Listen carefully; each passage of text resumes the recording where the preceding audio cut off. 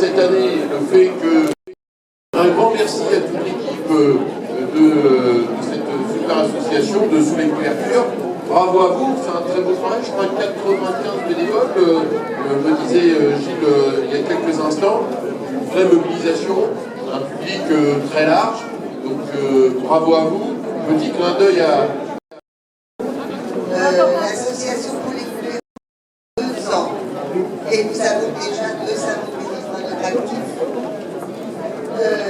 C'est grâce à l'engagement de ces membres qui ont à cœur de défendre le livre et la lecture pour le loisir et surtout pour la fréquentation des textes qui nous aident à réfléchir, à développer son esprit critique, à se souvenir de l'histoire humaine et par là même à résister à la médiocrité.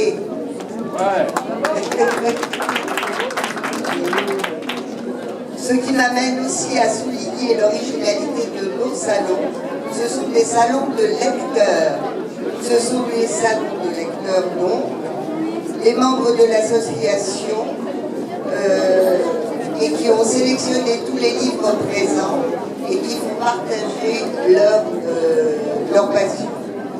Alors les livres documentaires, les témoignages, les récits de fiction qui nous transportent au fil de l'histoire et sur tous les continents.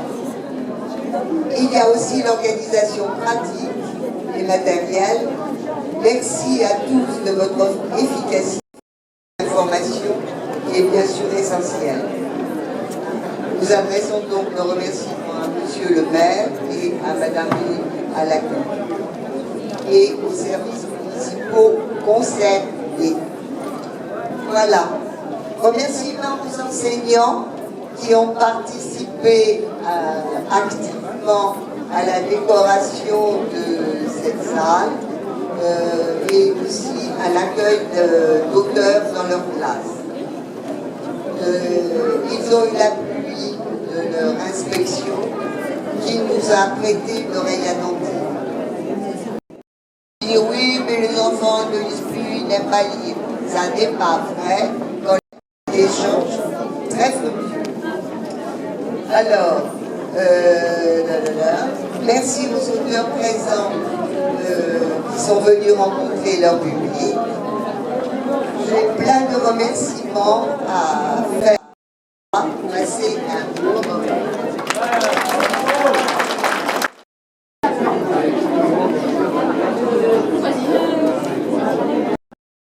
J'espère qu'il n'y aura pas trop de bruit autour. Alors, on avait intitulé cette table ronde « L'image » avec un « i » majuscule dans la mode. J'avais déjà travaillé avec eux, avec un photographe qui s'appelle Willy Ronis, on avait déjà fait 2 livres, et ils avaient toute une série plusieurs centaines de publicités, d'affiches, comme ça, en stock, et ils m'ont demandé de réfléchir un petit peu à un livre pour les Elle est très en vogue en Europe, et pas qu'en Europe. Ces cartes postales, en fait, sont les seules images qui comprennent au verso une correspondance manuscrite, soit rédigée par des soldats, soit rédigée par des civils à l'arrière. Et donc on a cette double réalité, la réalité de l'image, de la représentation, avec évidemment des gens qui les produisent, qui ne sont pas ceux qui vont s'en saisir et les transmettre. Et avec donc la deuxième réalité, c'est celle des civils ou celle des soldats, ceux qui veulent bien en dire. Et donc ce qui m'intéressait, c'est de voir la relation entre les deux, la relation entre l'image, le discours par l'image, et la relation, et le discours évidemment de la correspondance. On est en 2014 et donc c'est le centenaire de la guerre. Et pour ce centenaire, avec mon collègue Nicolas Fenstadt, on a eu l'envie de faire un peu un bilan, un résumé d'énormément de choses qui peuvent s'écrire et des travaux qui ont pu être faits par des historiens, et de le donner à lire à un grand public sous une forme assez accessible, assez vivante.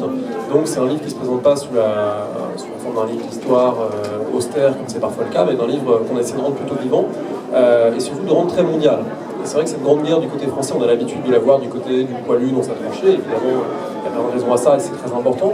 Là, on a essayé d'élargir un petit peu l'horizon et évidemment en gardant cette image ou idée du poilu, mais aussi de décentrer le regard, de montrer une guerre qui est aussi une guerre dans les Balkans, une guerre dans la Baltique, une guerre en Afrique, une guerre en Asie, autrement dit, d'essayer de prendre des lieux et des approches un petit peu plus variées, et puis de restituer aussi des parcours de personnages. Donc en fait, c'est un livre qui est en petits chapitres, et chaque chapitre donne une facette un peu particulière de la guerre. On a essayé de rendre ça... de publicité. Donc on commence à réfléchir théoriquement. Il y a des cours à HEC, il y a des cours de publicité à l'ESSEC, et on a des livres qui sont publiés. Il y a un livre qui fait autorité à l'époque, qui s'appelle La publicité suggestive, d'un certain Gérin, comme ça. Donc je me suis plongé dans la lecture, et on voit qu'il agrège toute une série de pensées de l'époque, les progrès que fait la psychologie. Et d'un seul coup, il intègre véritablement la psychologie à la publicité. On a dedans, pas avec les mêmes termes, mais véritablement la définition du temps de cerveau disponible. Et donc, c'est absolument incroyable sur la manière de susciter le désir et de susciter le réflexe d'achat. Et puis, en même temps, on a toute une réflexion sur la typographie et sur l'occupation de... Effectivement.